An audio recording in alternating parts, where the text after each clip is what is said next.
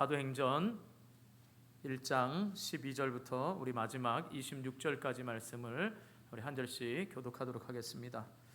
제자들이 감람원이라 하는 산으로부터 예루살렘에 돌아오니 이 산은 예루살렘에서 가까워 안식일에 가기 알맞은 길이라.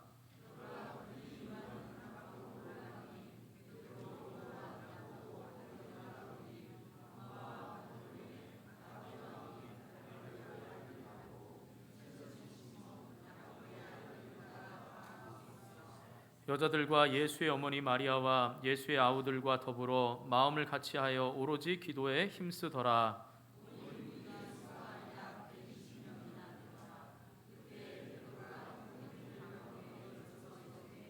형제들아, 성령이 다윗의 입을 통하여 예수 잡는 자들의 길잡이가 된 유다를 가리켜 미리 말씀하신 성경이 응하였으니 마땅하도다.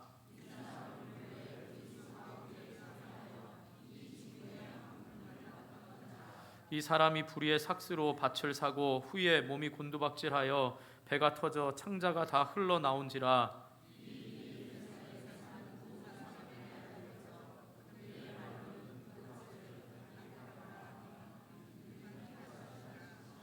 시편에 기록하였으되 그의 거처를 황폐하게 하시며 거기 거하는 자가 없게 하소서 하였고 또 일렀으되 그의 직분을 타인이 취하게 하소서 하였도다.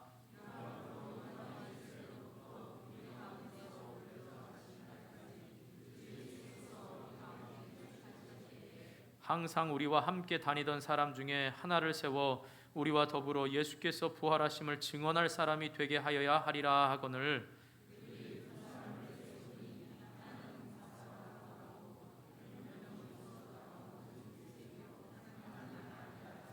그들이 기도하여 이르되 뭇 사람의 마음을 아시는 주여, 이 두 사람 중에 누가 주님께 택하신 바 되어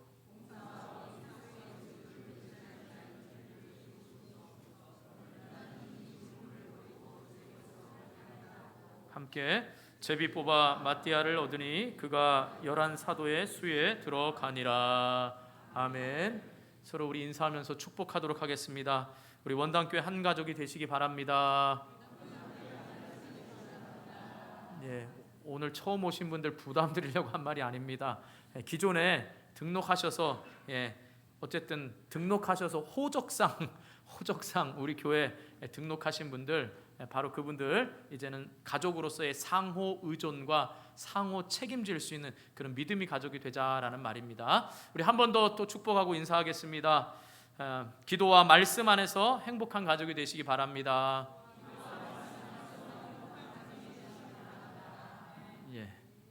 자, 우리 지난주에 우리 자신과 또 우리 교회가 계속되는 성령 행전의 역사를 일으키기 위해서 어떤 준비를 해야 될 것인가에 대해서 살펴보면서 은혜를 나누었습니다.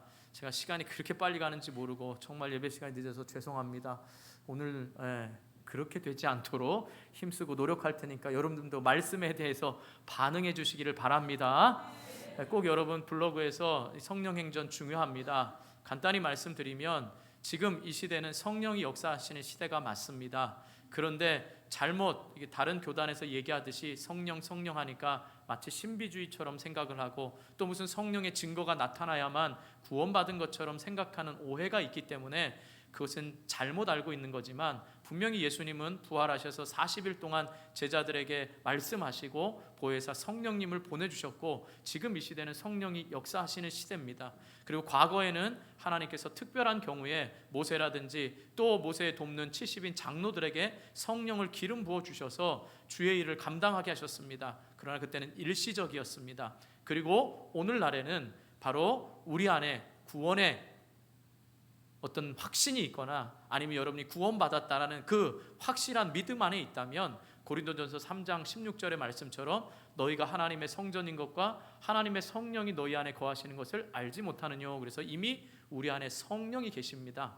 그렇기 때문에 이제 지금 우리가 어떤 역동적인 신앙생활, 역동적인 가정생활, 역동적인 교회가 되기 위해서는 이 우리 안에 있는 이 성령이 우리를 이끌어 갈 수 있도록 충만하게 기름 부어져야 되는 겁니다. 그래서 우리의 신앙생활이 기쁘기 위해선 우리의 모든 어떤 교회의 신앙생활이 우리의 어떤 가정생활의 중심이 되는 교회가 성령이 역사하기 위해서는 성령이 충만해야 되는 겁니다. 그리고 바로 이스라엘의 교회의 시작은 사도행전부터 시작이 됐습니다. 그리고 바로 그 사도행전은 성령행전이다라고 말하고 있는 것입니다. 그리고 또 그 성령행전은 바로 끝나지 않은 오늘 우리에게까지 계속해서 이 성령행전이 이어지기를 하나님이 원하시는 겁니다. 그러므로 여러분, 우리의 신앙생활이 날마다 성령 충만함을 여러분 구할 수 있기를 바랍니다. 그것은 어떤 우리의 만족을 위해서 성령 충만이 아니라 바로 증인된 삶을 위해서, 우리의 삶이 아니라 주님을 위한 삶을 위해서 성령이 충만하기를 주님이 원하신다라는 사실입니다. 앞서 말씀드린 대로 이미 우리 안에 성령이 계십니다. 그런데 오늘 말씀을 보면 성령을 받기 위해서 어떤 준비를 해야 하는지 말씀하고 있습니다. 이 말은 과거에는 모세와 70 장로들과 하나님이 세우신 종들을 통하여선 일시적으로 성령이 주어졌지만 이제 오순절 성령 사건 이후에는 이제 모든 사람에게 성령이 함께 하시고 머물러 계십니다.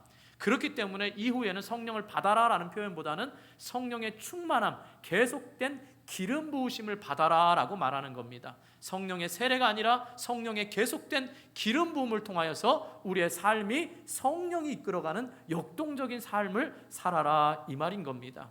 그렇기 때문에 오늘 말씀에서 성령을 받기 위한 조건 얘기할 때 우린 이미 성령 받았는데 이렇게 오해하지 마시고, 초대 교회에 어떻게 사도행전의 역사가 시작됐는지, 그러기 위해서 성령을 받아야 되는지 이 배경을 가지고 이해할 수 있기를 바랍니다. 그래서 오늘 말씀을 통해서 성령을 받기 위해서 어떻게 우리가 준비가 필요한지, 또한 우리에게 적용하자면 우리 안에 있는 성령의 충만함이 어떻게 계속 유지되기 위해서 힘써야 되는지 살펴보면서 은혜를 나누려고 합니다. 아무쪼록 오늘 말씀을 통하여서 저와 여러분의 삶, 개인의 삶뿐만 아니라 가정의 삶, 우리 교회의 삶이 성령 충만한 역동적인 삶이 될 수 있기를 주님의 이름으로 축복합니다. 자, 먼저 첫째로 성령을 받기 위해서는 단순한 순종이 있어야 합니다. 자, 한번 따라해 보시겠습니다. 단순한 순종이 있어야 한다. 예, 우리 12절을 보시기 바랍니다. 12절을 함께 같이 읽겠습니다. 시작.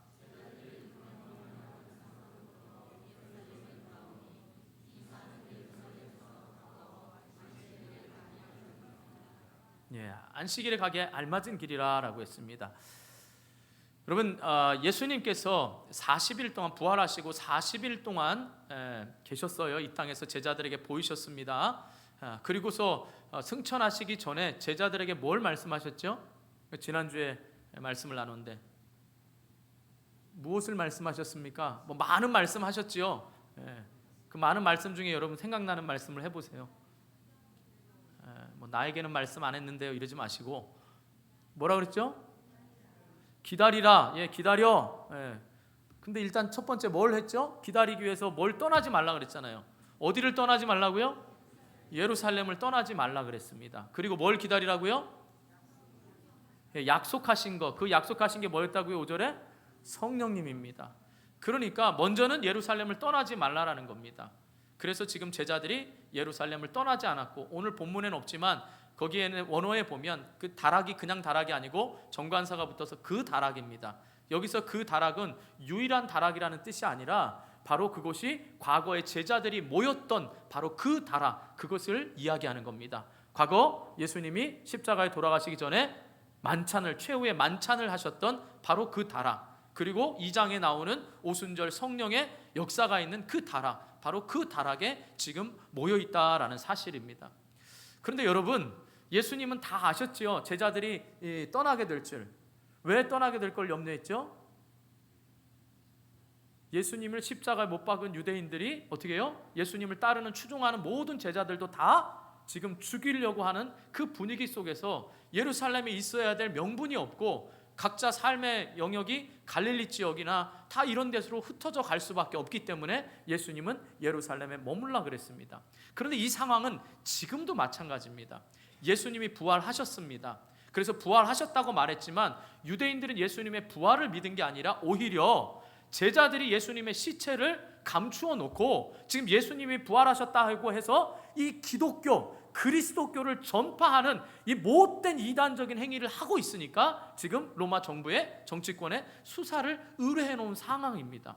그러니까 예수님이 부활하신 게 제자들에게는 큰 힘과 위로가 되지만 실제로 그들은 지금 삶의 현장에 나가서 복음을 전하기에는 여전히 두려운 마음 가운데 있습니다.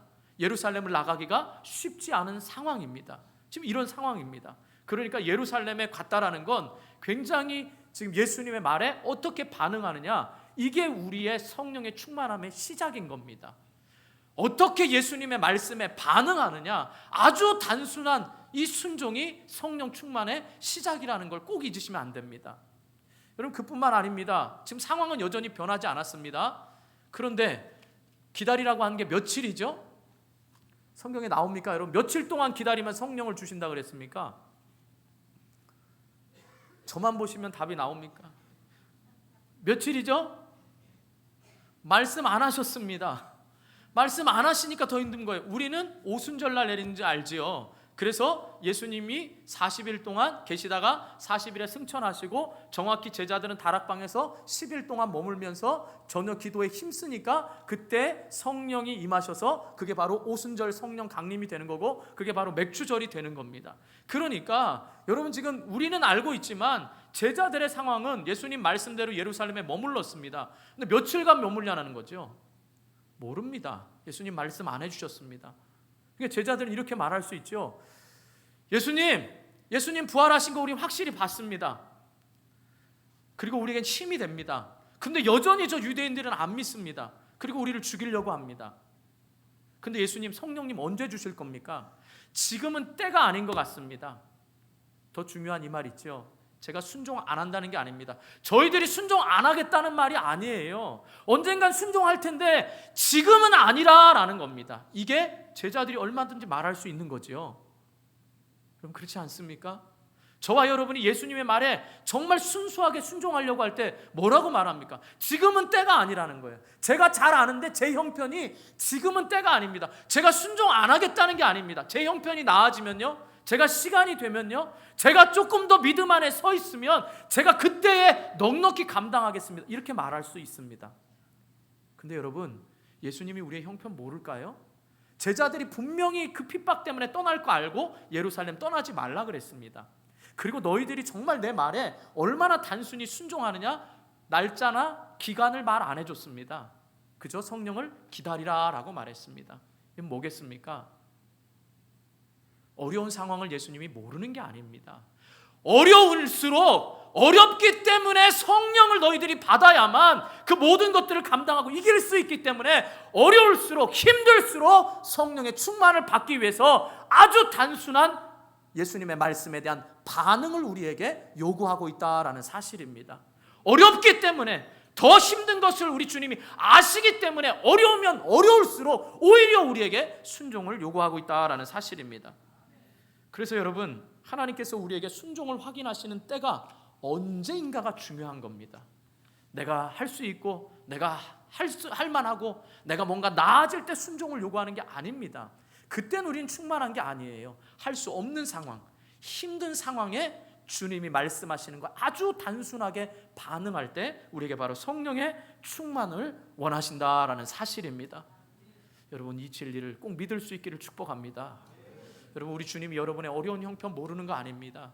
지금 몸부림치고 있는 형편 모르는 거 아닙니다. 어떻게 하든지 말씀대로 살아가려고 하고 어떻게든지 하나님이 기뻐하는 삶을 살아가려는 거 모르는 거 아닙니다. 그렇기 때문에 그 어려운 상황에 성령의 힘으로 신앙생활을 하라는 겁니다. 성령의 도우심을 통해서 지금의 신앙생활이 아니라 역동적인 신앙생활을 다시 한번 하라고 주님은 말씀하고 계시는 겁니다. 그러니까 여러분의 형편을 더 이상 여러분의 형편으로 이야기하지 마시고 아주 단순하게 여러분들이 예수님의 말씀에 반응할 수 있기를 주님의 이름으로 축복합니다. 이게 성령 충만의 처음 시작인 겁니다. 그러니까 여러분, 어디서 성령 충만 신비하게 받으려고 하지 마시고 내가 말씀 앞에 얼마나 반응하고 있는지, 내가 가장 어려울 때 단순하게 주님의 말씀에 반응하는지 그 반응을 잘 점검해 보시기를 바랍니다. 자, 두 번째, 성령을 받기 위해서는 마음을 같이하여 기도에 힘써야 한다라는 것입니다. 또 한번 따라해 보겠습니다. 마음을 같이하여 기도에 힘써야 한다. 자, 첫 번째는 어떻게 보면 개인적인 차원에서 말씀에 대한 반응입니다. 자, 자, 두 번째는 공동체에 있어서 마음을 같이 해서 기도에 힘써야 된다라는 사실입니다. 또 14절 한번 읽어보시겠습니다. 14절 시작.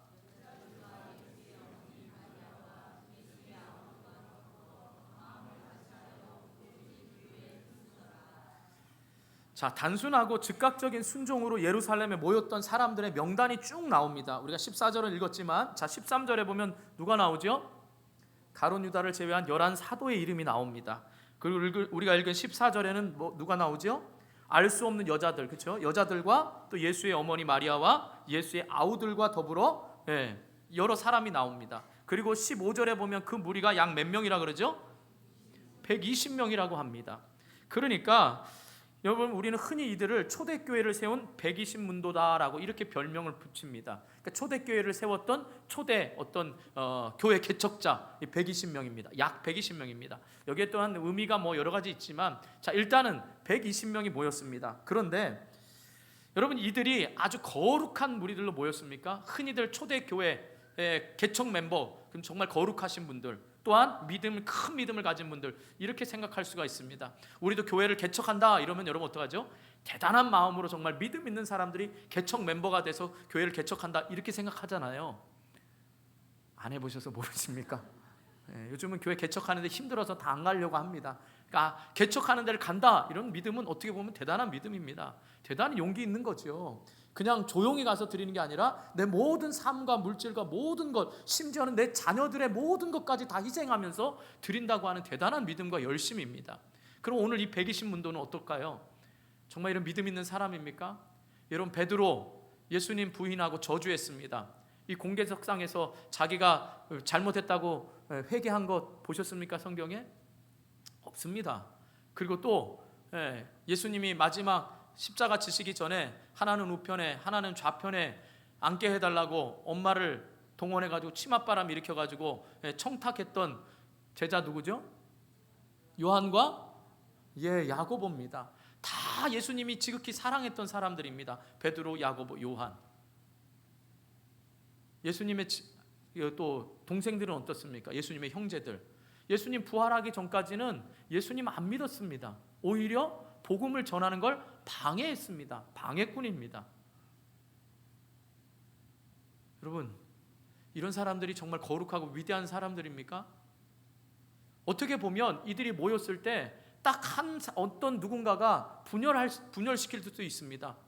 우리 120명 모였어. 자, 성령 받으려고 이제 해야 돼. 그런데 가만 보니까, 야, 너 자격 있냐, 베드로? 아무도, 누군가가 나서서 이야기는 해야 되는데 아무도 자격이 없습니다. 그 중에 유일하게 자격이 있다면 요한이 그럴 수 있습니다. 왜냐? 요한은 마지막 예수님 십자가 지기 전까지 마지막으로 지켰던 사람이에요. 그래서 예수님이 요한을 향해서 내 어머니를 부탁한다 말했을 정도로 요한이 예수님 십자가 질 때까지 마지막에 있었습니다. 다른 사람은 다 떠났죠. 그러면 요한이 나서서, 야, 너희들 예수님 십자가 질 때 다 무서워서 도망갔지? 그런데 지금, 그러니까 내가 지금 인도하는 대로 잘 따라, 이렇게 말할 수 있습니다. 그럼 다 이런 사람들이 모였습니다. 그런데 뿐만 아니라 그들이 모인 기간이 열흘입니다. 왜냐하면 아까 제가 오순절 이야기하면서 예수님 부활하고 10일 동안 지금 어떻게 해요? 모여서 있는 겁니다. 여러분, 혹시 가족들하고 지금 여러분 다 가정을 독립해서 살고 계시잖아요. 물론 아닌 분도 계시지만 독립해서 살면서 어떻게 형제들하고 가족 만나면 너무너무 행복하죠? 안 행복하십니까? 반응을 하십시오. 빨리 끝나야 돼. 반응을 하시기 바랍니다. 여러분, 명절 때 내려가면 너무 좋잖아요. 근데 그 기쁨이요, 여러분 오랫동안 있어 보셨어요? 오랫동안 지내보면 또 계속 행복합니까? 어느 일정 기간만 그러죠. 처음에 나와 엄마가 만날 때는 너무 행복하더니 형제가 옵니다. 근데 그 형제의 또 어떻게 되죠? 조카가 비교 대상이 되면 우리 애와 비교할 때 어떻게 되죠? 마음이 좀 상했다가 어떻게 하다 보니까 동생이 엄마의 도움을 받아서 사업 자금을 얻었다든지, 예를 든 겁니다. 어떤 또 도움을 받아서 큰 도움을 받았어요. 근데 엄마는 나에게 아무런 도움도 안 줬어요. 이러면 이때부터 어떻게 되죠? 조그마한 섭섭이 쌓이고, 그러다 보면 옛날 섭섭했던 감정이 되살아나고, 이래서 어떻게 되죠? 오래 있으면 있을수록 싸움이 생깁니다. 동의 안 하십니까? 날마다 행복하니까 참 복된 가정입니다. 예, 저도 잠시 미국에 있을 때 그랬습니다. 예, 저희 손이 처남하고 있을 때 문화가 다르니까 살짝 다른 성향에 있어서 오랫동안 있기가 힘들어서 3개월 있다가 저희도 어렵지만 독립해서 살게 됐습니다. 다 살면요, 다 다르기 때문에 그게 다툼이 생깁니다. 이들이 열흘 동안 지냈습니다. 그런데 성경에 조금도 다툼이 없었습니다. 그 이유는 뭐냐? 그들이 마음을 같이하여 오로지 기도에 힘썼다라는 사실입니다. 여러분, 여기서 마음을 같이 한다라는 말은 뭐냐면요, 마음과 정신을 하나로 모은다라는 뜻입니다. 이것은 누가가 사도행전에서 10번이나 쓰인 말입니다. 마음을 같이 한다라는 말. 초대교회가 어떻게 역사가 일어났냐? 마음을 같이 했다라는 사실입니다. 이 10번이나 이걸 쓰였습니다. 뿐만 아닙니다. 거기에 보면 또 전혀 힘썼다라고 말할 때 이 힘쓰다라는 단어가 뭐냐라는 말은요, 꾸준히 집착하다라는 뜻입니다. 그러니까 기도에 꾸준히 집착했다라는 말입니다. 여러분, 우리가 흔히 실수하는 말 중 가운데 이게 있습니다. 자, 우리 다 허심탄회하게 속 터놓고 다 이야기하고 깨끗이 있자, 이렇게 말합니다. 그럼 잠시 어떻게 하죠? 허심탄회하게, 아, 너 그때 그랬었구나, 네 마음이. 아, 내 몰랐어. 아, 그때 네 마음이 그랬구나. 아, 이제 이해해. 그래서 허심탄회하게 얘기해서 문제가 다 해결됩니까? 잠시는 해결될 수 있습니다. 그러나 또 그 문제 가지고 또 그럽니다. 내가 그때도 얘기했는데 너 그럴 줄 알았어. 넌 안 변해. 끝. 여러분, 이렇게 할 때가 많습니다. 허심탄회하게 이야기한다고 되는 게 아닙니다. 우리는 각자 다 다르게 살아왔기 때문에 내가 너처럼 될 수 없고 네가 나처럼 될 수가 없습니다. 여러분, 부부간에 됩니까? 다른 거 아무리 얘기해봐야 안 됩니다. 그것은 인정하는 겁니다. 중요한 건 뭐냐? 우리가 틀려진 거, 잘못된 것을 바로잡는 게 중요한 게 아니라요, 하나 되기 위해서 뭘 힘써야 되는지, 이 하나 되기 위해서 힘써야 될 게 뭔가를 알아야 됩니다. 그게 뭐냐? 기도입니다. 여러분, 이게 너무 뻔한 답이기 때문에 아멘한 타이밍을 놓쳤는데요, 이 기도가 굉장히 중요합니다. 왜요? 기도는 그 사람을 변화시켜 달라고 하는 게 아니라요, 제가 나중에 또 사도행전 가면서 2장에 자세히 말씀드렸죠. 기도는요, 하나님 앞에 기도하면서 내 자신이 변화되는 겁니다. 기도하면서 성령 충만을 받았기 때문에 서로가 인정하고 서로 다름 가운데 하나됨을 위해서 힘썼던 겁니다. 그러니까 하나님, 저 인간 변화시켜 주세요. 절대 안 변합니다. 기도는 그렇게 변화시키는 게 아니라 내 자신이 하나님 앞에서 먼저 변화가 되고, 그 변화된 모습 가운데 성령의 충만함을 통하여서 하나가 될 수가 있는 것입니다. 사랑하는 성도 여러분, 우리 교회는 다양한 분들이 모였습니다. 여러분 잘 아실 겁니다. 왜 제가 한 가족이 되자라고 말하고 왜 말씀과 기도로 가족이 되냐라고 말했냐면, 여러분이 지나온 신앙생활 각자 다른 교회에서 다 다르게 하셨을 겁니다. 그래서 여러분이 요구하는 게 다 다를 수도 있습니다. 그리고 여러분들이 다른 사람을 책임지고 뭔가를 같이 해야 되는 거 부담 가질 수 있습니다. 그러나 여러분, 먼저 교회를 사랑하시고 먼저 기도하면서 여러분 자신이 변화되는 역사가 있기를 주님의 이름으로 축복합니다. 우리 교회는 그래서 여러분 새로운 분들에게 등록하라고 말하는 게 아니라 먼저 예배를 통하여서, 말씀이 아니고 먼저 예배 시간에 예배를 통하여서 하나님의 임재를 경험하고 하나님과 회복된 상태에서 여러분이 다른 사람을 향한 원망과 다른 환경을 향한 불평이 아니라 여러분 자신이 하나님 앞에서 먼저 변화될 수 있기를 축복합니다. 그래서 여러분 변화되는 게 중요한 겁니다.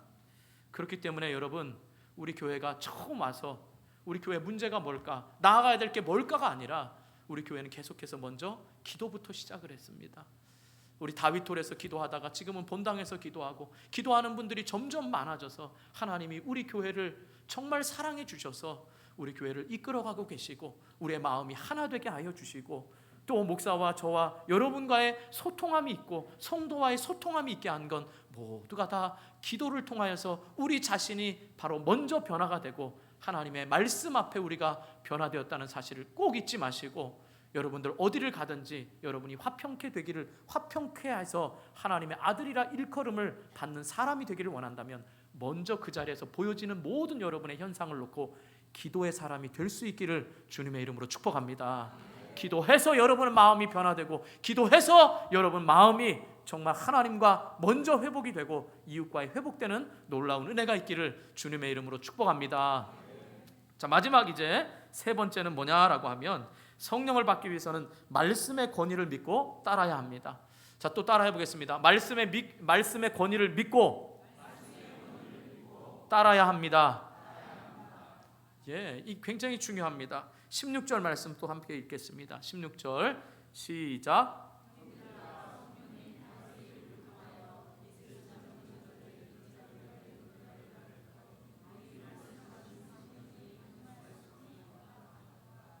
네. 자, 14절에 보면 오로지 기도에 힘썼습니다. 15절에 보면 그때 베드로가 형제들 가운데 일어나서 지금 설교하는 내용이 바로 계속 16절 이하부터 나오고 있는 겁니다. 자, 여러분, 이 설교의 내용이 뭐냐라고 하면 가롯 유다에 대한 내용입니다. 우리는 지금의 상황이니까 가롯 유다가 왜 죽어야 하는지, 가롯 유다가 죽어서 마땅한 인물인지를 우리는 너무나 잘 알고 있고 거기에 대해서 특별히 반발하는 사람은 없습니다. 그런데 아직도 오늘날도 가롯 유다를 영웅으로 보고 믿음의 사람으로 보는 사람들이 있습니다. 그건 왜 그러냐? 예수님이 십자가에 못 박히셔서 우리를 구원하셨죠. 동의하십시오. 네, 십자가에 못 박히셨습니다. 근데 거기에 1등 공신이 누구일까요? 예수님을 십자가에 못 박게 한 1등 공신이 누굽니까? 출제자의 의도를 모르고 또 여기에서 또 빌라도 이러면 안 됩니다. 누구요? 가롯 유다입니다. 그러니까 유다가 없었더라면 예수님이 십자가에 못 박히지 않았을 거라는 겁니다. 그러니까 유다가 영웅입니다. 왜 또 그러냐? 예수님이 가롯 유다가 예수님을 팔 것을 알았습니까? 몰랐습니까? 아셨어요. 만찬에서 얘기하셨죠. 그렇죠? 이 떡에 같이 손을 대는 자에게가 팔 거다 아셨습니다. 그럼 예수님이 가롯 유다를 막으시지 않았다는 건 선한 도구로 가롯 유다를 썼다 이 말입니다. 말이 됩니까? 여기 동의하시면 큰일 납니다. 지금 졸더라도 머리는 꾸벅거리면 절대 안 됩니다. 좌우로 흔드셔야 됩니다. 졸더라도 좌우로 흔드셔야 됩니다. 절대 안 됩니다. 우리는 지금 이해합니다. 그러나 여러분 당시의 상황을 보십시오. 120명이 앉았습니다. 우리 여기 지금 앉은 인원 120명이 넘습니다. 120명이 이렇게 있습니다. 그런데 갑자기 생뚱맞게 이때까지 베드로가 한 번도 설교한 적이 없습니다. 한 번도 잘못했다고 말한 적이 없습니다. 자기가 예수님께 범죄했다고 말하지도 않았습니다. 내가 수제자로서 참 동생들에게 미안하다 말도 안 했습니다. 갑자기 설교하는데 그게 민감한 상황입니다. 초대교회를 넘어뜨릴 수 있는 그 상황입니다. 뭐냐? 가롯 유다가 열심당원이었습니다. 가롯 유다의 형제들과 친척들도 있을 수 있겠고 12제자 가운데 친했던 사람 있을 수 있지 않겠습니까? 그런데 지금 그 가롯 유다가 없다고 해서 그 사람 제껴두고 새로운 제자 세우자. 예수님이 그 사람 때문에 죽었다. 그러니까 가롯 유다는 이 세상에서 태어나면 안 될 사람이다. 예수님이 말씀하신 것처럼 가롯 유다 때문에 지금 이 일이 일어났다. 그리고 가롯 유다를 험담한다고 생각해 보십시오. 여러분이 신앙생활 잘 하는 분이 교회를 어렵게 하고 떠났습니다. 그런데 그 사람이 없다고 해서 우리가 마치 뒷담화하는 것처럼 자, 이제 그 사람이 떠났으니까 우리가 그 사람을 대신하여 사람을 뽑읍시다 라고 말하면 여러분 반발 안 생기겠습니까? 아무 관계가 없으니까, 가롯 유다하고 관계가 없으니까 여러분 그렇겠지만 당시에는 이 요소가 얼마든지 일어날 수 있는 상황입니다. 이해하셨습니까? 다 연관된 사람이 있는 겁니다. 연약하지 않습니까? 베드로 당신도 부인했잖아. 너 야고보와 요한 너는 어때? 너 예수님의 동생인 야고보 너는 어때? 너도 부활 전까지 예수님 핍박하고 너 오히려 복음 전하는 거 방해했잖아. 가롯 유다도 실수할 수 있지. 이렇게 말할 수 있지 않겠습니까? 그때 베드로가 말씀을 하는데요. 시편 몇 편입니까? 69편. 거기 보면 20절에 보십시오. 20절에 보면 시편 69편과 109편을 인용해서 말합니다. 다윗의 시입니다. 다윗을 통하여 뭐라고 말하냐라고 하면 거기에 응하였다라고 아까 성경이 미리 말씀하신 성경이 응하였으니 마땅하도다 이렇게 말합니다. 이는 그만큼 어떻게 해요? 가롯 유다에 대한 이야기들이 많이 돌고 있는 겁니다. 그때 베드로가 일어나서 전혀 생뚱맞게 지금 하나님의 말씀을 인용해서 합니다. 그리고 사람을 뽑습니다. 그렇죠? 근데 사람을 뽑아도 제비 뽑는데 어떻게 하죠? 두 사람 가운데 마띠아가 됩니다. 여러분 교회에서 제일 많이 시험 드는 거 첫 번째 뭔지 아십니까? 직분자 세울 때입니다. 직분자. 여러분은 안 당해봐서 잘 모르겠지만 교회 직분자 세울 때가 제일 어려움이 있습니다. 별의별 생각이 다 들고요. 이때는 제비 뽑았으니까 말도 못했겠지만 지금은 우리 교단에서는 중직자 그러니까 장로, 권사, 장립집사를 뽑을 때는 바로 우리 세례교인의 3분의 2 이상의 투표를 얻어야만 됩니다. 그러니까 어떻게 보면 이렇게 볼 수 있죠. 인기 투표하는 것 같이 어떤 사람은 되고 어떤 사람은 안 되고, 특별히 뭐 4명 중에 2명 뽑는다 그러면 그래도 좀 덜 서운한데 2명 중에 1명만 뽑아보십시오. 그러면 여러분 안 서운하겠습니까? 뭐 여러분 중직자들 별로 마음이 없으니까 지금 안 서운한 것 같은데, 그럼 더 쉽게 여러분들 서리 집사, 다른 교회에서 오신 분들 다 직분 쓰면 서리 집사 얘기하잖아요. 정말 우리 100명 중에 한 분 있을까 말까 한 그 한 분이 얘기합니다. 전 집사인데요 이러시더라고요. 그러니까 한 번 서리 집사는 영원한 서리 집사로 아는 겁니다. 서리 집사는 1년에 한 번씩 당회에서 임명합니다. 우리 교회에서 서리 집사가 되기 위해서는 11조 생활과 주일 성수와 교회 봉사를 해야 됩니다. 기준이 딱 우리 교회 요람에 나와 있습니다. 그런데 여러분 중직자는커녕 서리 집사 여러분 안 되면 어떻습니까? 그것도 안 섭섭하십니까? 그럼 제가 한번 보겠습니다. 농담입니다. 제가 보는 거 아닙니다. 제가 정하는 것도 아닙니다. 당회에서 근거하여서 여러분 합니다. 이 말은 뭐냐? 사람 앞에 인정받고 사람 앞에 하는 것도 섭섭한 일이 많습니다. 여러분이 신앙생활하면서 못마땅한 교회에 수많은 일들이 있을 겁니다. 그런데 오늘 베드로가 그 일은 하나님의 말씀이 응하여진 거니까 마땅하도다라고 말할 때 아무도 거기에 반대하지 않고 그 말씀의 권위 아래 믿고 따랐다라는 사실입니다. 베드로도 과거에 네가 잘못했잖아 이걸 말한 게 아닙니다. 그렇다고 목사의 말을 합리화시키는 것도 절대 아닙니다. 여러분에게 제가 묻고 싶은 게 있습니다. 여러분의 신앙생활에 어렵고 삐뚤어진 길로 갈 때 여러분이 절대적으로 순종할 수 있는 그 권위를 어디에 두고 계십니까?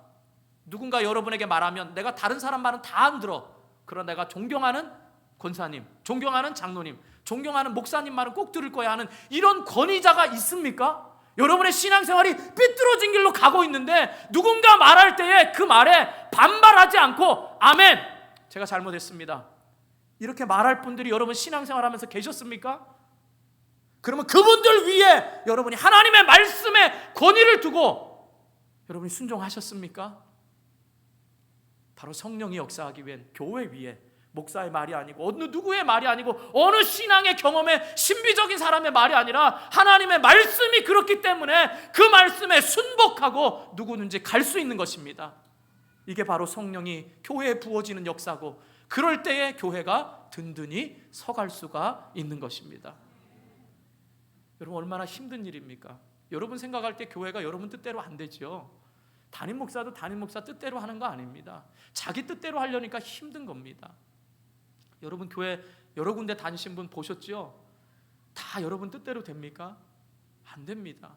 그런데 여러분이 우리 교회에 오셔서 지금 예배를 듣고 이 말씀을 들을 때에 이것이 하나님이 나를 이 시간에 우리 교회에 와서 함께 예배를 드리게 하시고 이 시간에 하나님이 나에게 말씀하신다는 것을 여러분이 믿어져야만 그 하나님 앞에 그 권위 앞에 여러분이 순진하게 반응할 수가 있는 거고 그 말씀 앞에 여러분이 순종할 수가 있는 것입니다. 사랑하는 성도 여러분, 지금 우리 교회가 사실 어떻게 보면 허니문 기간입니다. 제가 1년 6개월 됐고 우리 성도들과 지금 너무나 행복하게 지내고 있는 지금 복된 시간들을 지내고 있습니다. 그럴 리야 없겠지만 교회가 부흥할 때마다 사탄은 꼭 시기 질투합니다.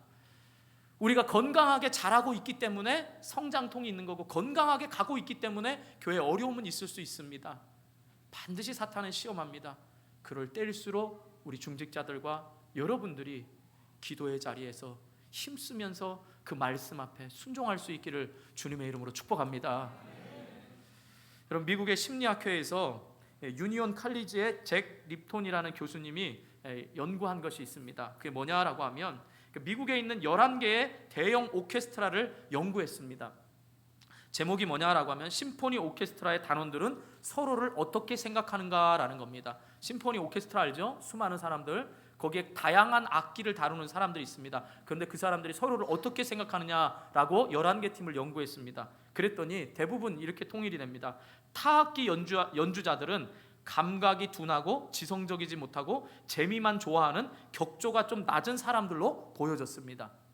그리고 바이올린이나 첼로를 연주하는 현악기 연주자들은, 그래서 바이올린이나 또 첼로 연주하는 분 안 계시죠? 또 오해하지 마시기 바랍니다. 잭 립톤의 연구가 그렇다는 겁니다. 다른 사람들의 눈에는 거만하게 보이고 그들은 아주 고집스럽다는 겁니다. 그래서 잘 타협을 하지 않는다라는 사실입니다. 또 트럼펫이나 트럼본을 부는 또 분 계십니까? 금관악기 연주자들은 뭐 다른 말도 안 했습니다. 한마디로 시끄럽다라는 겁니다. 트럼폰이나 트럼펫 부는 분들 죄송합니다. 예, 시끄럽다라는 겁니다. 또 목관악기 연주자들은 뭐라 보냐? 자긍심이 아주 강하고 이기적인 사람들로 평가된다라는 겁니다. 이렇게 여러분 바로 어떻습니까? 이 타악기 연주자들, 또 현악기 연주자들, 금관악기 연주자들, 목관악기 연주자들, 이들이 다 오케스트라 심포니를 이루고 있는 겁니다. 그런데 서로에 대해서 이렇게 다르게 봅니다. 근데 이들이 아름다운 연주를 해내잖아요. 그건 뭐죠? 오직 자신들의 모든 생각과 선입견과 이것들을 다 지휘자 한 사람의 권위 아래 두기 때문에 아름다운 하모니를 낼 수가 있는 것입니다. 사랑하는 성도 여러분, 목사에게 그걸 두라는 얘기가 절대 아닙니다. 뭐 저와 공부를 해보시거나 오래 지낸 분들은 알 겁니다. 그게 아니라 여러분, 우린 다 다릅니다. 다르다라는 걸 인정을 해야 됩니다. 다른 분들이 모여서 우리 원당교회에 하나님이 역사하시는 이 성령 행전을 지금 만들어가고 있습니다. 여러분 등록하셨지요? 하나님이 마음에 감동을 주셔서 등록하셨지요? 그러면 여러분 과거 부끄러워할 필요 없습니다. 누군가가 여러분의 과거를 들춰내면서 너 그 교회에 있을 때 베드로처럼 부인했잖아, 너 그렇게 신앙생활 잘한다고, 너 그렇게 날뛰더니 결국 교회 떠났잖아, 너 교회 어렵게 하고 왔잖아. 그럼 또 난 아닌데, 난 이사 와서 이런데, 이렇게 생각하지 마시고 여러분의 과거를 보면 다 나옵니다. 뭐 과거에도 이렇게 믿었는데 뭐 지금 이렇게 믿는 거 전혀 뭐 아니죠. 여러분, 우리 교회 하나님이 정말 많이 사랑합니다. 제가 깜짝깜짝 놀랄 정도로 우리 교회를 사랑합니다. 그것도 반응이 없으십니까? 사랑하는지 못 느껴집니까? 저는 깜짝깜짝 놀랄 때가 너무나 많습니다. 일부에도 2가정이 왔고요, 오늘도 새로 오신 가정이 있습니다. 날마다 하나님이 우리 교회 새로 오신 가정들을 보여줍니다. 이건 뭐겠습니까? 예수님을 제대로 믿고 또 예수님을 위하여 삶을 헌신하겠다는 사람들이 어떤 형편에 있든지 다양한 계층의 사람들과 다양한 형편의 사람들이 지금 모였습니다. 여러분 행복하십니까? 신앙생활? 우리 교회는 복된 만남을 통해 사랑하며 섬기는 행복한 교회입니다. 그저 호적상으로 가족에 있어서 난 가족이니까 어려움 당할 때나 한 10년에 한 번이나 20년에 한 번 만나는 가족이 아니고요, 매일 우리의 삶을 멀리 떨어져 있는 가족보다 이웃 사촌이 가까운 것처럼 우리 신앙생활하는 이 믿음의 사람들이 여러분 일주일에 한 번 예배당에서 예배 드리는 걸로 하나님 은혜로 끝나지 마시고 여러분 기도의 자리에서 기도하셔야 됩니다. 남녀 전도의 차리에 참여하셔야 되고요, 찬양대석 어느 분이 꽉 찼다고 말하는데 지금 해외에 나가신 분이 3명인데 2배는 더 찰 수 있습니다. 제가 찬양대 말했으면 안 했으면 강대상을 개조해서라도 늘릴 테니까 여러분 찬양하는 분들 많아져야 됩니다. 기도하는 분들 많아져야 됩니다. 여러분 우리 교회를 향하신 하나님의 그 뜻 많아지지 않아도 됩니다. 그러나 중요한 건 하나님의 권위 아래 영향력 있는 그리스도인이 되어서 이 성령 행전을 계속해서 써가야 되는 겁니다. 이게 우리 교회가 존재하는 목적인 겁니다. 여러분 이기적인 걸로 성령 충만 받으려고 하시면 안 됩니다. 증인된 삶을 위해서 내가 교회에 소속된 우리 교회를 향하신 하나님의 그 놀라운 비전에 내가 성령 충만을 받아서 역동적인 신앙생활을 통하여서 다른 때가 아니고 이때라고 말씀하시면서 이때에 하나님이 저와 여러분을 만나게 하셔서 이때에 쓰시려고 우리를 한 가족으로 만드셨다라는 사실입니다. 여러분 우리 교회는 여러분이 안 하셔도 하나님은 하실 겁니다. 그러나 하나님은 여러분을 통하여 함께 하셔서 더 큰 영향력을 발휘하시기를 원하십니다. 여러분 다 과거 잊으시고요, 과거의 그 어떤 트라우마 같은 거 다 잊으십시오. 교회는 가까이 하면 상처 생긴다, 그건 잘못 믿어서 그런 겁니다. 여러분 정말 말씀 안에서 순진하게 나아가 보시면서 신앙생활하는 것이 행복하고 여러분의 자녀를 위하여 우리의 다음 세대를 위하여 주님 오실 때까지 이 말씀의 권위 아래, 그래서 우리 교회는 오직 성령이 이끌어가는 교회입니다. 하나님이 영광 받으시고 예수님이 주인 되시고 성령이 이끌어가는 교회, 그러기 위해선 말씀 앞에 예수님이 말씀하시는 거에 순진하게 반응하시고 모일 때마다 여러분이 힘든 일 볼 때마다 기도의 자리에서 함께 하시면서 여러분이 주님께 사랑받고 있는 것을 함께 믿음의 사람들과 교제하면서 그 기도함으로 하나가 되시길 바라고요. 또한 여러분 그 모든 것 위에 말씀의 권위 아래서 저와 여러분들이 함께 하나님의 나라를 꿈꾸며 갈 수 있기를 주님의 이름으로 축복합니다.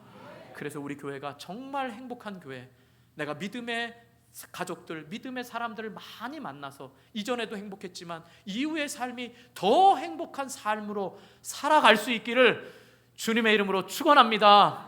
여러분, 과거의 모든 것 잊으시고 이제부턴 정말 원당교회 그냥 소속된 성도다, 이것 자체로 기뻐하며 행복할 수 있기를 주님의 이름으로 축원합니다. 기도하겠습니다.